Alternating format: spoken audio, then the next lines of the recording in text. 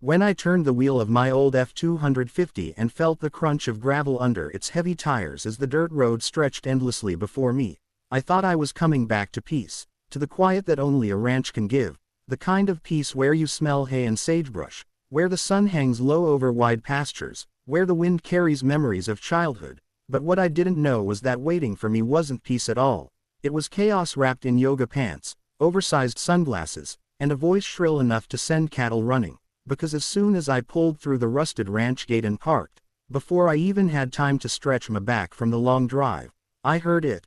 The screech of tires, sharp and angry, like the sound of entitlement arriving exactly on schedule. And sure enough, a pearl-white SUV came barreling up the drive like it owned the place, dust flying behind it like storm clouds, and out stepped a woman who looked like she had trademarked disapproval, chin raised high, clipboard clutched tight, the kind of woman who thought HOA bylaws were scripture and she was the chosen prophet. And before I could say a word she was already barking into her phone, her voice slicing through the warm air. "Yes, officer. I'm reporting a trespasser. Suspicious man in dirty boots. Dangerous truck. Send someone immediately." And then she lowered the phone and gave me a smirk that could sour milk. Because in her mind, she'd already won. In her mind, I was just some drifter trying to squat on land she believed she controlled. But here's the hook. Here's where the story shifts. Because what she didn't know, what she couldn't even begin to imagine, was that the man she was calling the cops on wasn't just a rancher, wasn't just the returning owner of the land, but the single person in this entire country with the authority to pull apart every crooked HOA board, expose every hidden account, dismantle every petty empire. Because I am the National Director of Homeowners Association Operations, the top of the pyramid, the man every HOA reports to whether they know it or not. And Karen, oh Karen, was about to find out that her power was nothing more than smoke, and the wind was about to blow.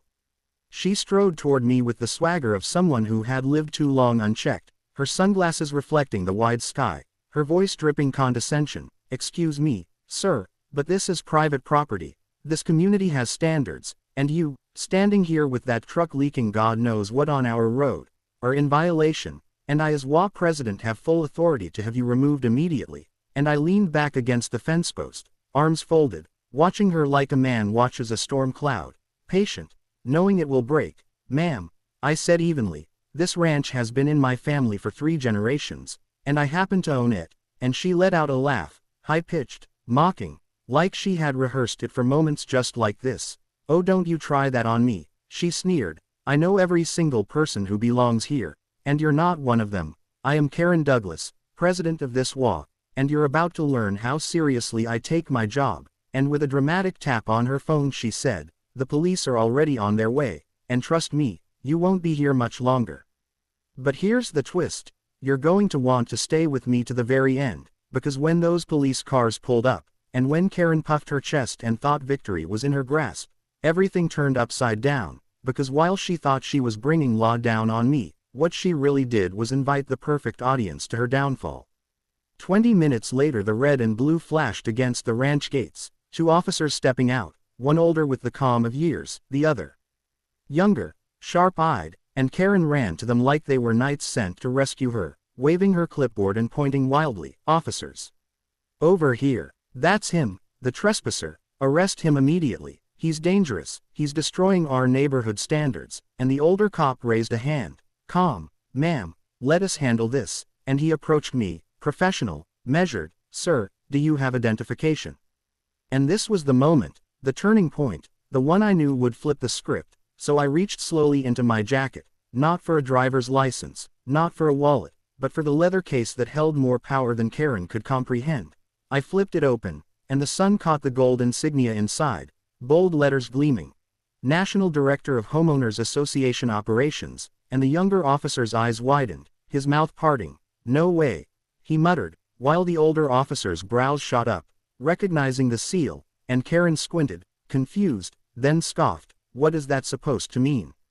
Some fake badge? This man is lying." And I gave her the smile of a man holding every card in the deck. "Actually, Karen, it means every HOA in this country, every board, every president, every bylaw, falls under my jurisdiction. Including yours." And her smirk faltered, her sunglasses slid down her nose, and for the first time, the queen of this cul-de-sac empire looked small, uncertain. her voice cracking as she said, That's not possible," but the hook was in. The crowd was gathering, neighbors peeking from porches, drawn by the lights and the spectacle, whispering, waiting, and I wasn't done, not by a long shot. From the back seat of my truck I pulled a thick folder, tabbed and stamped, evidence stacked like a mountain, and I held up the first page, bank records with her name all over them. "You see, I don't just oversee HOAs, I investigate them, and Karen, your little fiefdom has been on my radar for a long time. Last year alone, your HOA collected $75,000 in fines, ridiculous fines. $200 because a kid left his bike on the lawn, $300 for shutters painted the wrong shade, $50 here, $100 there, bleeding your neighbors dry. But funny thing, less than $10,000 of that money went back into community improvements. Where did the rest go?" I flipped the page, bold lines connecting accounts, right here.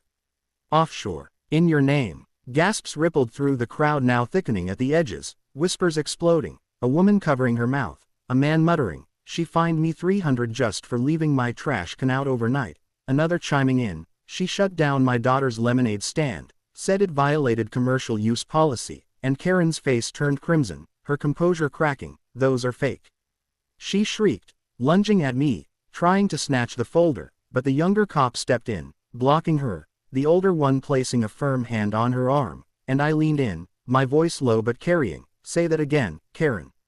"Because this," I tapped the blinking red light on my vest, "the body cam streaming everything, is being recorded, and the auditors in DC are listening right now," and her mouth fell open, words stuck in her throat, and the younger cop raised his radio, calling for fraud investigators, for backup, while Karen's shrieks grew wilder, "This is my neighborhood.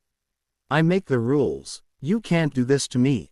But her words had lost their weight, the neighbors had seen the truth, and the power she thought she had was slipping through her fingers faster than she could claw it back.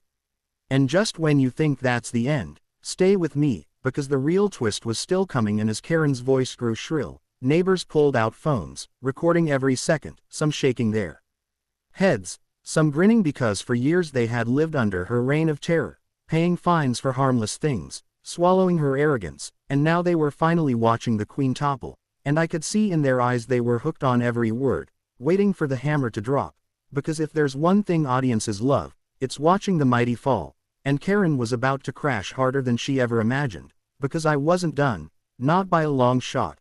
I turned another page in the folder, showing photos of her house, new pool, imported tiles, luxury landscaping, and beside them, the HOA expense sheets, line items for community improvement, that matched the costs exactly, and I said loud enough for the cameras, "Funny how the HOA budget shows a community pool was built, yet somehow the only pool that exists is in your backyard," and the gasp this time was louder, a murmur spreading through the crowd, a neighbor yelling, "She charged me a late fee so she could buy herself that patio."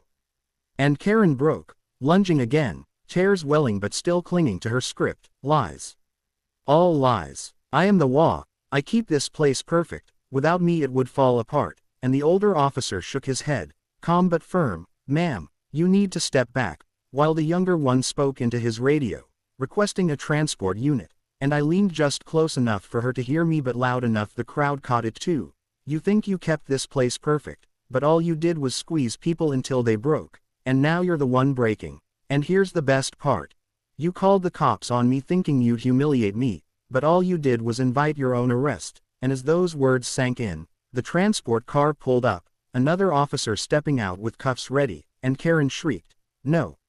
This is illegal, this is harassment, I am the president."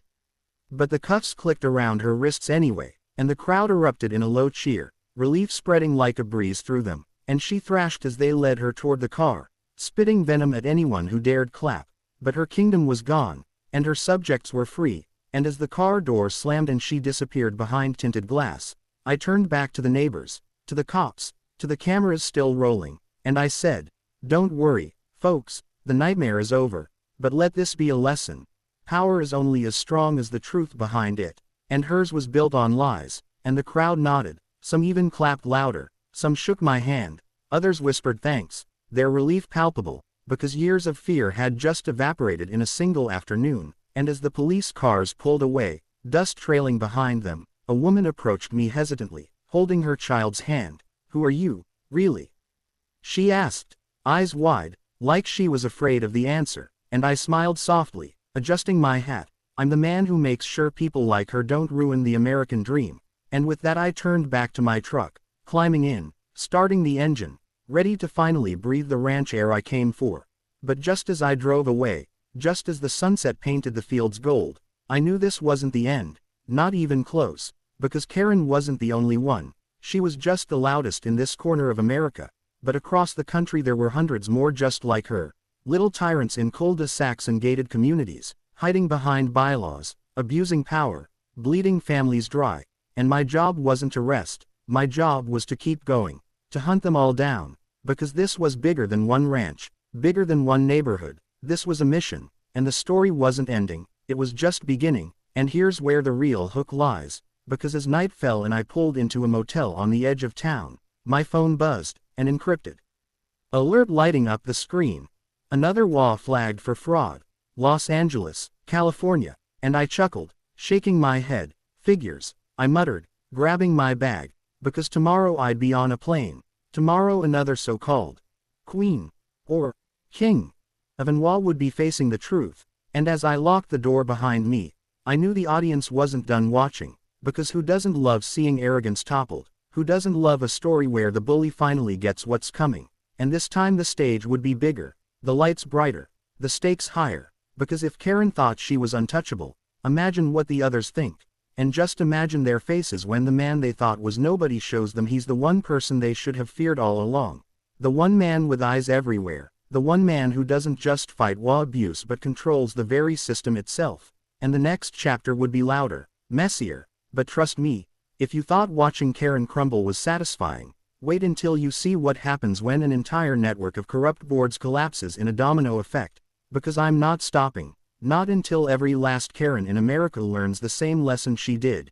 You can bully your neighbors, you can steal from families, you can hide behind bylaws and arrogance, but the day I show up, your reign ends, and the story of your fall becomes the story everyone remembers. And with that, I switched off the motel light, the folder thick with new evidence already open on the desk, another empire ready to burn, and I smiled, because I knew the audience, neighbors, viewers, the whole country, was waiting for the next hook, the next collapse, the next satisfying moment when power built on lies crumbles under the weight of truth. And if you think this is over, think again, because this story has only just begun.